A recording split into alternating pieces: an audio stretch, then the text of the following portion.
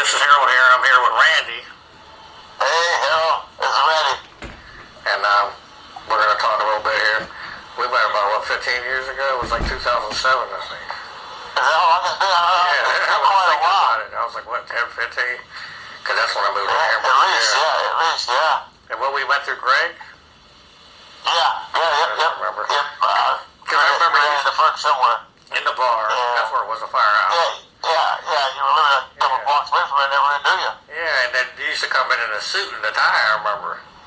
Yeah, well, Yeah, what I was like, who that? is this guy? Because Greg, like, he wasn't wearing a suit and tie. And I'm like, wait, this businessman, because I didn't know you, you know what I mean? Yeah. A lot of people see me like that. Like, who the hell is that I'm guy? like, yeah, he don't belong. I didn't The whole place in this town. I didn't think you were like you should be in the bar sitting.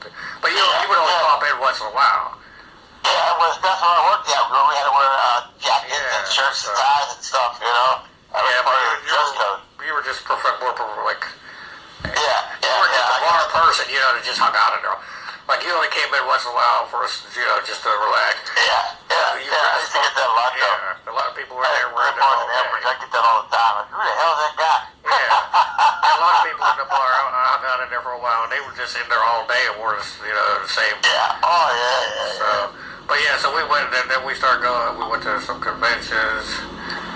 Oh, yeah. And Pittsburgh went a couple times. Went to Ohio. Yeah, you drove. That was a ride out there. Well, I think we got there a couple times out to Ohio. Yeah, well, 3 or 4 I think we went to a couple times. ones, yeah. That was a heck of a ride out there. 4.5 hours, yeah. That was a nice one out there, though. You had a van, what was it, a truck? It was a truck. Pickup. I had the red pickup And truck. some boards, right? Because you used to drive the wheelchair up in the boards. Yeah, the boards. Yeah, the wheelchair, yeah, because I almost fell, that was scary there. Yeah, so we had the motorhome. That's where it was fell. Yeah, that's the one I remember, the motorhome, yeah. Yeah, we almost went over. Woo, I could have been dead right there. Yeah, I was bad. I wheelchair went a ton. Yeah, Oh, my God. But I wanted to go.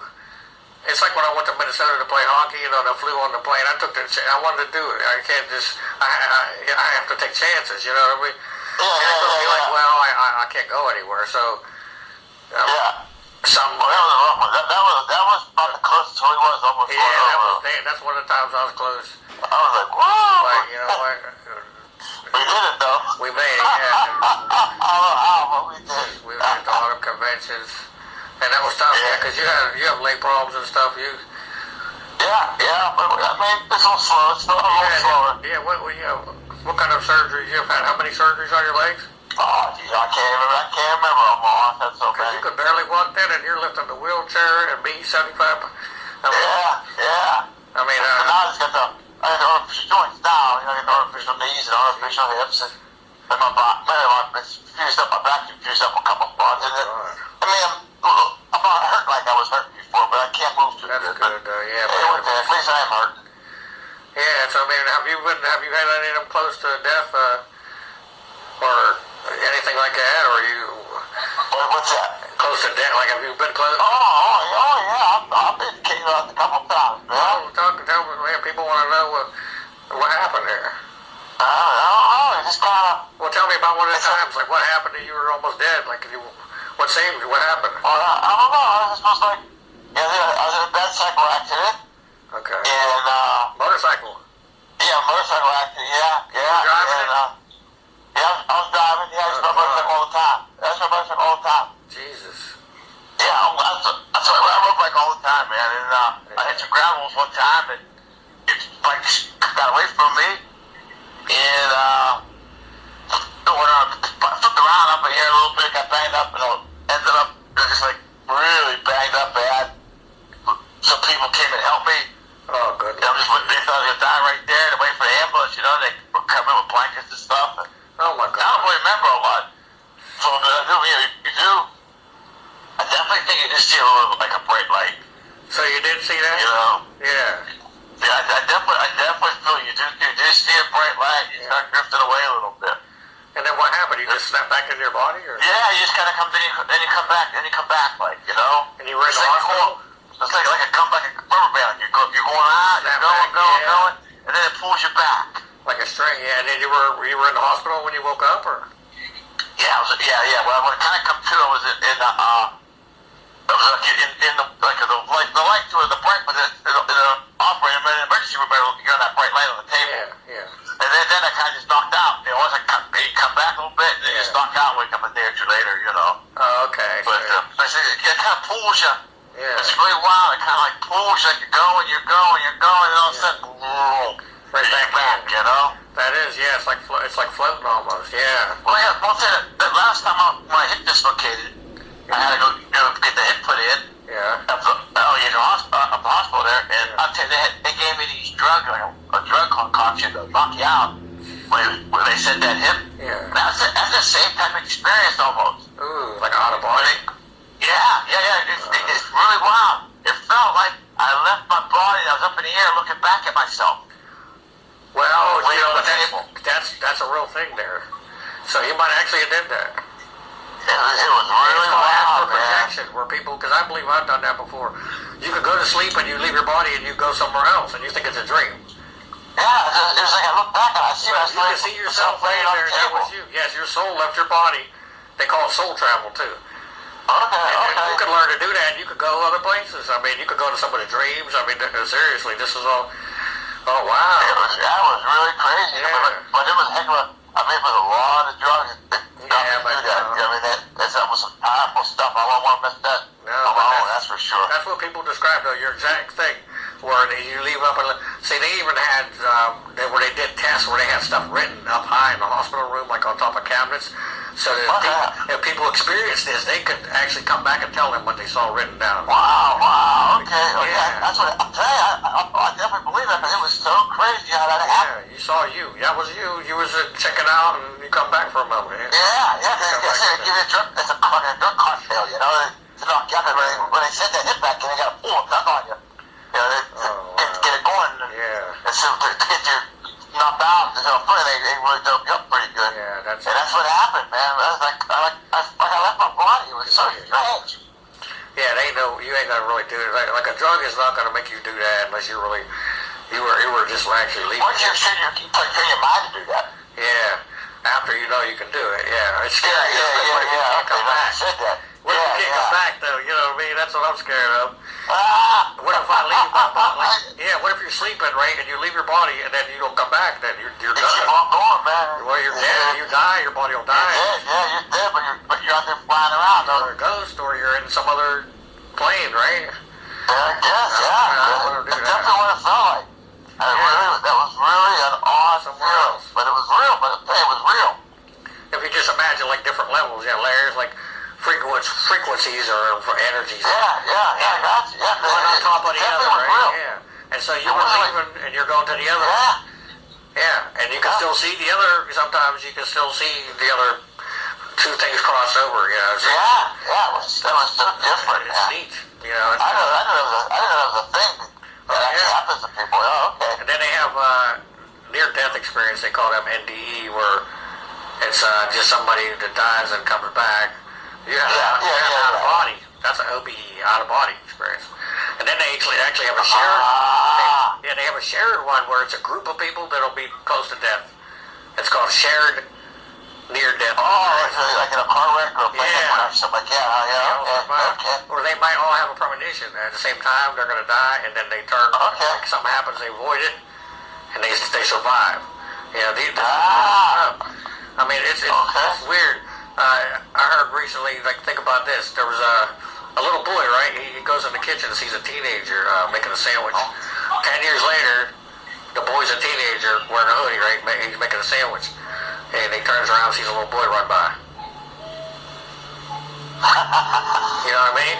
So it's him seeing himself, but then in the future he sees himself from the past. Like it's what is that? It's a glitch. In the time. Whatever you want to call this, because I don't think there's no such thing as time. Just imagine everything at once. Okay. So it's a glitch. You know what I mean? It's like there's another one where a lady sees an accident, like a construction worker falls, and then she goes home to check on if something happened. There has to be some news, right? And then 5 or 6 hours later, it actually happens. So she was just walking down the street. That stuff happens. That kind of stuff happens like that a lot. Oh, yeah. And there's a time thing happens a lot. Time slips, and I'm sure this has happened to you, where an hour went by and you didn't even notice it. Oh yeah. I've experienced that. You could have swear it's a minute. I don't know what goes on there. I think it happens to everybody. I think well, what happens? Where's the hour? And where does that hours go? Where does it go? Yeah. There was a couple go to the movie theater. They're about to get in to start the movie theater, right? They're start the movie. They're rushing in. The movie's about to start. And they get in. The movie's ending. Like everybody's walking out. Like what happened? What happened in an hour and a half? These are little things. I've had things like that too, where all of a sudden you're like, what? I swore an hour was missing. It's usually around an hour or something for me. I do experience that stuff. These are weird things, and that's why I think spirits and ghosts, like they're the same type of thing. They're just on a different thing, and there's a glitch sometimes, and you see them and they see you. It's so weird. There is a lot to that stuff. I'm understanding. And the more I get into it, I'm like, hold on, because I woke up to all this, because I'm like, wait, because I'm like there, I'm half in, all the time. I feel like I'm half here. In the dark, right? And so I can just, I understand these things, and I'm like, wow, this is weird that this is going on. Things in other dimensions, or whatever you want to call it, different dimensions. You think it's been going on, people understand all for history? It's happened to people? Yeah, always, because, a lot of it they call echoes, like, echoes like when there's a haunting and something happens over and over. It's not intelligent, you can't talk to it, but it just repeats. Like a deja vu type like thing? An echo. No, like where people say they see a ghost in a house at the same time doing the same thing every day. Okay. That's an echo, because it's like a recording. So it might just be what happened at that moment in the past, and it's just replaying over and over. The energy kept it like a recording. Same with the EVPs. I gotcha. It's like recording, like the Earth somehow can record, events, and they just play over. Now, some of them are real spirits. I don't know how they're ghosts or whatever, how that works, but some of them are just, we're that kind of stuff. They do communicate. Definitely some out there. Yeah, we know they communicate because we've had some actually talk live. Yeah. And what's the thing? The truth is out there. Well, there's something. Yeah, the X-Files. Yeah. Oh, yeah. I mean, the truth, it is. Definitely, the truth is out there somewhere. Well, that's what my whole podcast is going to be about, finding the truth about everything. Oh, wow. And just the truth about just people, period. Deep into that stuff. I want it to be about everything, because people don't know, and then it could be for occasional people, but there's a lot of deep stuff here, though. Have you, other than the experiences like we have with the paranormal, have you seen anywhere you lived had, like, seen or just any odd stuff for you? No, really too much. I haven't really paid too much attention to it, Yeah, because I've been kind of geared on doing my thing and trying to get my head back on. Well, what about, in the past, or even when you were a kid or growing up, ever? We was on this end of town down here. I mean, there's always something. You always see something you think, did I see something up in that window? Or what? Is that just a reflection? What's going on? It's just, you don't know what to believe, what not to believe. It's easy to say, just a light, just a reflection or something, just move on. It's easy to do that, Well, that's what you do because you don't want to be like you're crazy or someone else. Yeah, right. When you get convinced, there's no way to like. Yeah. You still trying to be like, oh, well, I was just creaking the floor, but the creak don't knock back or whatever, you know what I mean? And stuff like that. Like on your bed, remember? We were getting that, I still think it's Morse code on the edge of your bed. And I want people to check that out. You go to YouTube, Harold Sullivan 78, it's Ambridge, Pennsylvania Haunted, the video. Yeah, because I think it's Morse code with the lights on the K2 on the edge of your bed. What was that again? What was that website? YouTube.com. And then, is that what it is? Yeah, Harold Sullivan 78 is my name. And then it's Ambridge, Pennsylvania Haunted. Nice, that's where I live, Ambridge. That has your a couple parts where I did your place, we investigated it. And then the cemetery video we did. And then the tour, Old Economy, I went in the building, I got all that on there and made a documentary out of it. Yeah, and it's good. That out. I'm serious. Yeah, that's a good one. It's all real. There's nothing fake in that, and there's no like edit, like added sound effects. Right. You know what I mean? What you hear and see is real. And right. if someone can decipher that, I mean, there's a message on your bed right there. And the meter's going 30 and something on the EMF. That's off the charts. So I've seen them use the meters once. Let me show some. I never seen that stuff before. Yeah. On TV, I've been noticing some of these coach shows on the station I get now. They do all that stuff, same stuff you were doing. Yep, and they don't get that high though, do they? On the meters. Yeah. They don't get that high on the meters. They'll get like 1, 2. Yeah, right. They don't beep or something, a little something. They get all fired up. I mean, I'm like, dang, man. I was way ahead, like the stuff I was doing, and using infrared and using a black light camera together. Yeah. 10 years ago when I did some of these videos, and I mean, we got some good evidence, but people just didn't know about it, you know. I'm gonna start getting links together, and then I'll Facebook use them so you can put them on your thing to share them too. So. Okay. I got like 1,300 friends now, 1,400. I started getting lots of people on Facebook once I started posting. People start listening to a little bit. Yeah, and watch it. You can share the videos, but that's a nice. So yeah, you had a couple pair, but you never really had none that just popped out at you. No. You ran into a ghost. I tend to look the other way. Yeah, well, you know what? Just when you were around me, though, you had a bunch of that going on whenever I was there. Yeah. Cemetery. I don't want to admit like I'm just a little scared of myself. I don't want to be, I just don't know what the heck's going on. Yeah, people are. Me, I'm fascinated because I want to know. I don't want that to happen to me one day. What if that happened to you? What's that? If you got stuck and nobody could see you or hear you? That's what. Yeah, boy. Well, I want to figure it out. I don't want that to happen to me. I don't want nothing like that, that's for sure. So we got to try to figure this out because how do we keep some? They say, oh, people miss the light, just go to the light. I don't know. That's so. Come back to the light. Yeah, that's what people say. I heard one actually talk. Once the light goes out. No, they say it doesn't. It's forever. Remember, the light's forever. That's what they say in the Bible. The God light don't go out. But I had a psychic, his podcast I used to listen to, but they only do it on live on YouTube now. It's an older couple, and they called me a couple months ago because I wanted to get some advice because I was like, I'm hearing these, you know, I'm telling them I'm having these dreams of people coming to me that passed away, my parents and this and that, and he was telling me about the light. Oh, he said, I got Bert give me a call now, but so I don't know I gotta call him back. You have to get. You know, we're gonna go somewhere here. Oh, okay. I forgot about it. So I'll have to catch up to you, I guess, on a part 2. We'll have to do a part 2 here.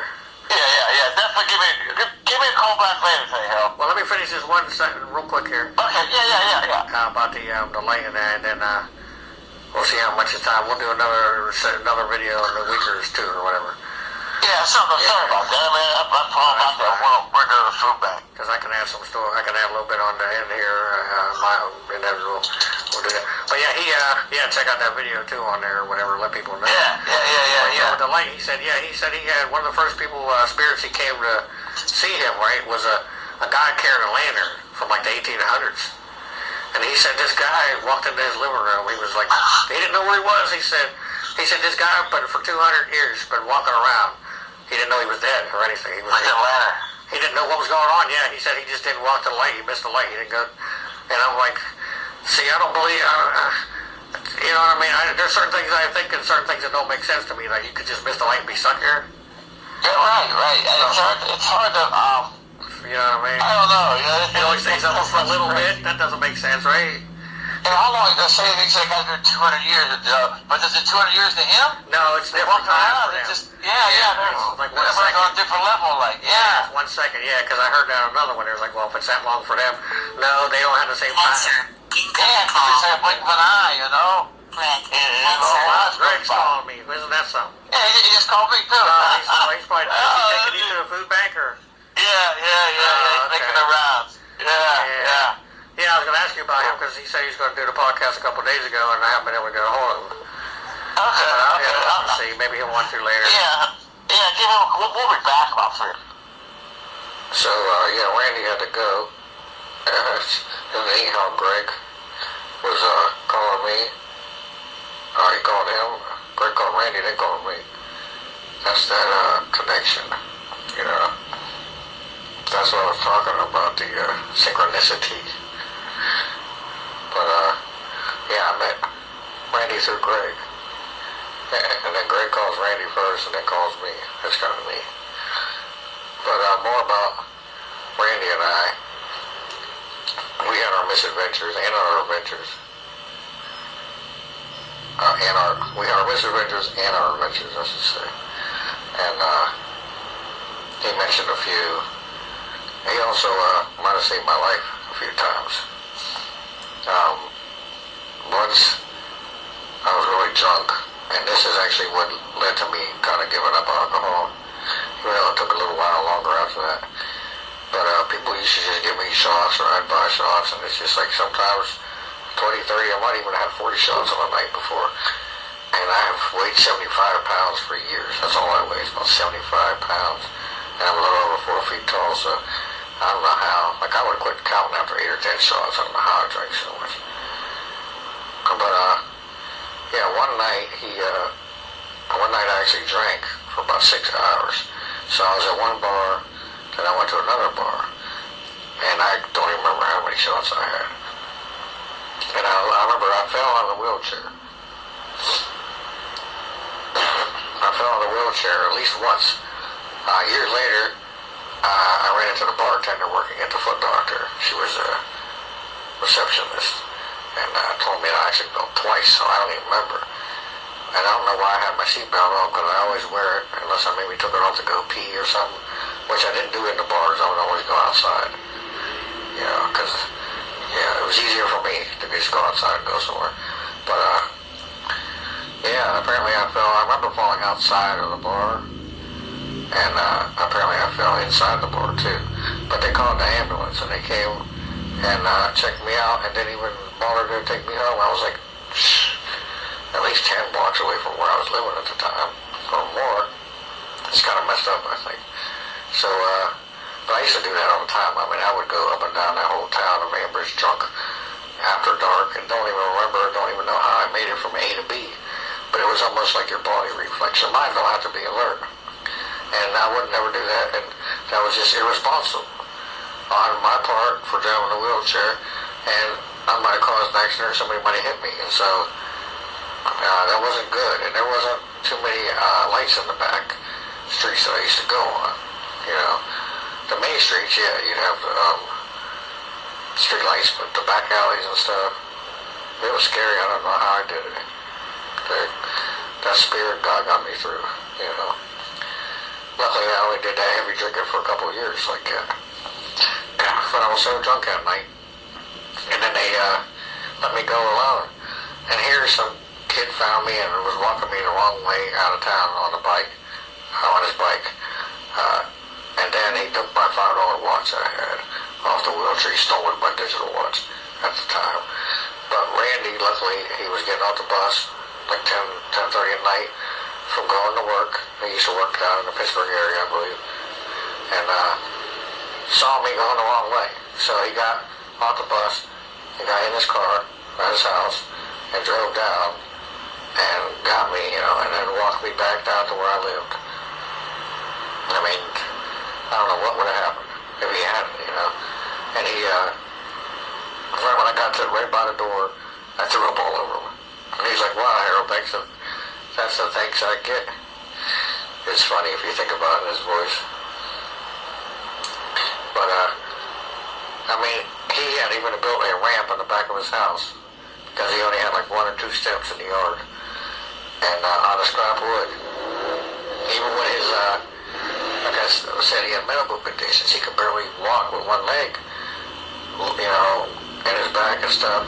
And he actually spent like 2 or 3 days one summer building a ramp out there so I could go in his house. So I had a friend that I could go into, a friend's house I could go to, and he cooked out and would invite me over. You know. Cortana, close that. That's a computer that talks. Some information that might... Cortana, stop. Nobody said that. And he was... Navigate it to chat. Type to Cortana. I didn't even say that. Ask Cortana. These voice activated things don't work right. I didn't even say nothing that sounded like the voice word. But anyways, yeah, he cooked out, made great. He even made a deep fried turkey. He had the whole thing set up in the backyard. It was good. And I used to, when I lived over there, he used to invite me over and we'd do all that stuff. And then, like I said, he saved me there that one time. And then another time, after the last time I lived alone and I had an apartment, when I dealt with the whole caregiving situation, it wasn't good. The agency just dropped me. It's like I had nobody to take care of me. And I was calling random people after a while, you know, but before that, Randy helped me for like 7 to 10 days. He helped me out like just everything I needed, you know, food, get a bath, getting out of bed, whatever. I mean, I can't remember, he did so much for me. With one arm, because he had been in another accident at that time and had like a brace of cast on one arm, so he was lifting me with that arm under me. And it's just like, but he did the best he could. I mean, I appreciate these things. How could you not? I would lay there in the bed with nobody, you know. Greg helped me too. For a little while when I didn't have any caregivers. So, I mean, this is what gets us by, you know. It's not all us and it's not all everybody else. We all work together. So let me recommend a couple candles here. I just got some from Yankee Candle.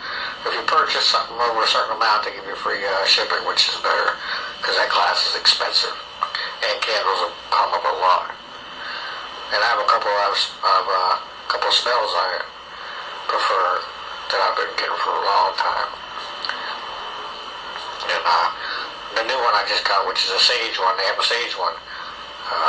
I just started burning sage lately because I didn't really know about it. You know, I just knew that they did it on ghost shows, ghost hunting or whatever.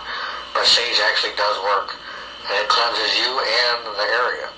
And you could get in a candle or incense or real sage. Real sage is very strong though, and I couldn't really deal with it. I could actually taste it on my drink and my food. Like I could taste it on stuff in the room after the sage was burned. That's how sensitive I am. So, but the candle is nice. It smells like a clean, just refreshing. Also, Midsummer's Night, which is like a warm night, like just relaxing smell, like outside, outdoors. It's hard to describe, but that's the best way I could do that. And then, of course, there's cherry vanilla, I believe. Vanilla is a calming smell. Males like vanilla, men like vanilla. There's a couple other smells that are, you know, particular for males. Men like, I think lavender, but lavender is everybody. Everybody likes lavender. A lot of people do. Male, female, however you identify. Lavender is a very good smell to relax. And that's why it's in like a lot of smelly stuff, you know, like lotions and whatnot. And as far as like I got some body spray oils, there's all kinds of scented oils and, you know, different things you can get, all natural and essential oils they call them now. So there's actually a website called they're called Essential Oils, not Essential Oils. The website is essentialoils.com, I believe. And they actually have bottles for like 10 to 15 bucks. And it's cheaper than most local places, and you can get in a spray instead of just an eyedropper. But if you're in the area, Pittsburgh or close to that, Coriopolis, PA, there's a place called Mystic Embers where I get a lot of homemade incense. I got this little eccentric oil that you put on your skin, like an eyedropper. It's concentrated, it smells very good though, but I mean, you can feel that you put on your skin, it just relaxes you. These are good things to relax and to do instead of doing drugs, to feel better. You know, put something good on that smell, like a good smell that you like. Eat something good, you know, but don't indulge. Like some fruit, you know what I mean? Or you could even, like when you take a bath at night, or a shower or whatever, the water is a good cleanser, it cleans you. So imagine all negativity and the dirt, just everything bad is washing away. It really works, and it does work because water is the all-natural cleanser.